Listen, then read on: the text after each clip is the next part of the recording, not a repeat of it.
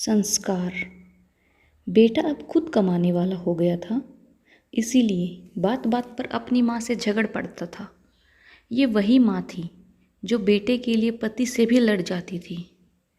मगर अब financially independent बेटा पिता के कई बार समझाने पर भी इग्नोर कर देता और कहता, यही तो उम्र है शौक की, खाने पहनने की।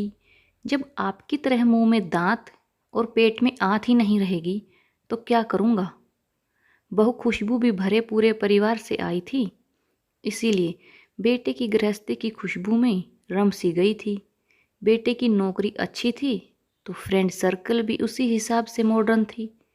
बहू को अक्सर वह पुराने स्टाइल के कपड़े छोड़कर मॉडर्न बनने को कहता, मगर बहू मना कर देती। वो कहता, कमाल करती हो तुम, आजकल सारा जमाना ऐसा करता है। मैं क्या कुछ नया कर रहा हूँ, तुम्हारे सुख के लिए सब कर रहा हूँ और तुम हो कि उन्हीं विचारों में अटकी हो। क्वालिटी लाइफ क्या होती है तुम्हें मालूम ही नहीं।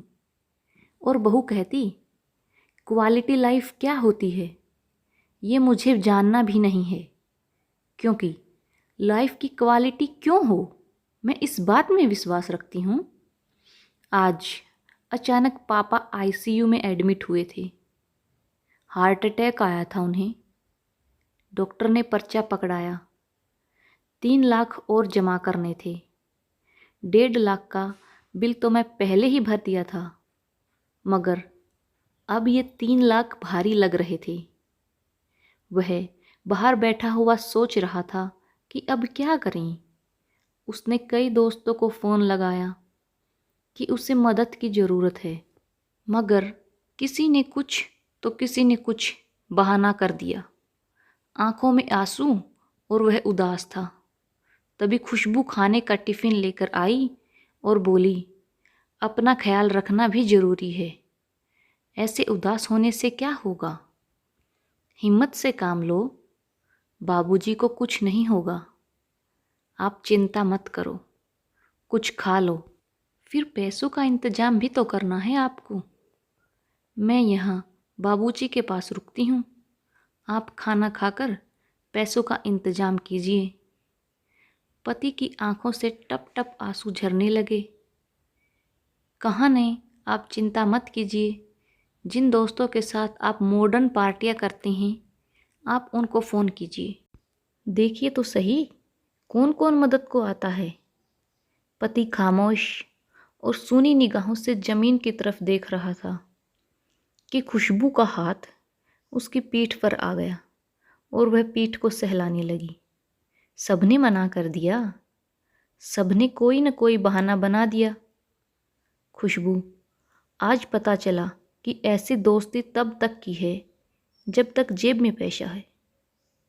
किसी ने भी हाँ नहीं कहा, जबकि उनकी पार्टियों पर मैंने लाखों उड़ा दिए। इसी दिन के लिए बचाने को तो माँ बाबा कहते थे। खैर कोई बात नहीं, आप चिंता ना करो, हो जाएगा सब ठीक।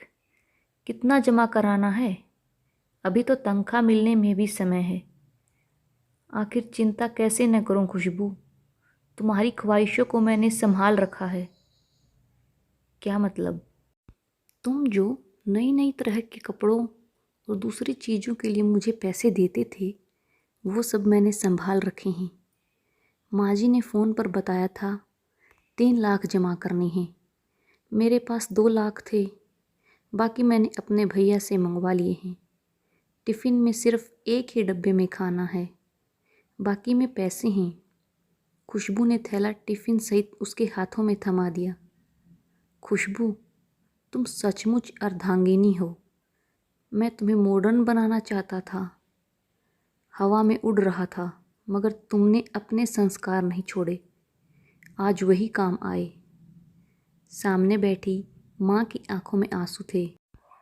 उसे आज खुद के नहीं बल्कि पराई माँ के संस्कारों पर नाज था और वो बहू के सर पर हाथ फेरते हुए ऊपर वाले का शुक्रिया अदा कर रही थी। वीडियो पसंद आई तो वीडियो को लाइक और चैनल को सब्सक्राइब करें। धन्यवाद।